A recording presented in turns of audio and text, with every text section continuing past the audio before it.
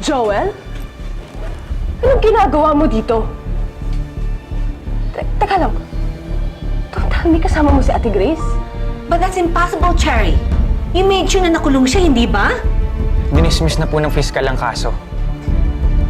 Malaya na si Grace. Wala nang pwedeng gawin si Chari o kahit na si William para mapakulong siya. Hindi. Imposible ang sinasabi mo. Nasaan na yung Grace na yon? Nasaan na siya? Char... Kung pwede lang kitang tuluyan ngayon. Kung kaya lang ng konsensya ko.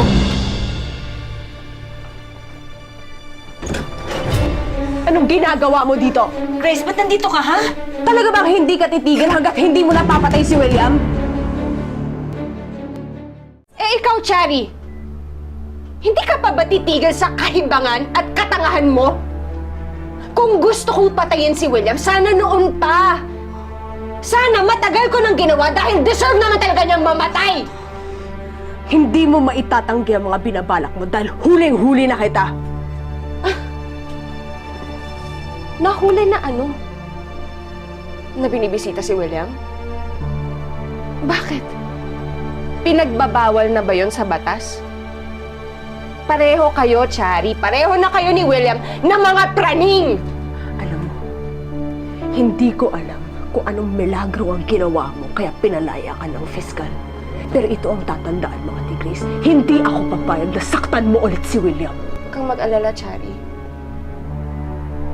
Wala akong gagawin na ganon. Mas gusto ko pa nga na gumaling siya at magpalakas. Para sa kulungan na niya harapin ang mga kasong isasampa ko sa kanya. You see, Cherry, gusto ko na mabuhay si William dahil gusto ko na sa kulungan siya mabubulok. Gusto ko na bawat minuto ng buhay niya, maranasan niya ang lahat ng sakit na ipinaranas niya sa akin. Ikaw dapat! Chari! Sa Chari! kulungan! Ikaw! Hindi ako! Ikaw! Ayoko! Chari, tama na! Chari! Stop it! Pisikalan ba ang gusto mo? Hindi pisikalan ang ibibigay ko sa'yo, Chari! Ano pala eh? Ano ba? Tumigil na Stop ako! it naman, Grace! Hindi ka ba titigil? Ha? Pati dito sa hospital? Can't you see nagpapagaling yung anak ko? Bakit? Hindi ko naman siya sinasaktan! Gusto ko nga na gumaling siya eh, para mahanap niya lahat ng kaso na isasampa ko sa kanya! How dare you! Ikaw ang dahilan kayo nakaratay si William.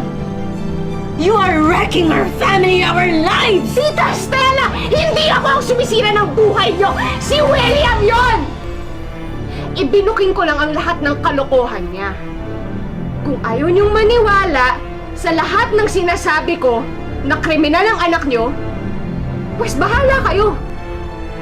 Basta ako, gagawin ko ang lahat para makamit ang hustisya para sa sarili ko at para sa pamilya ko.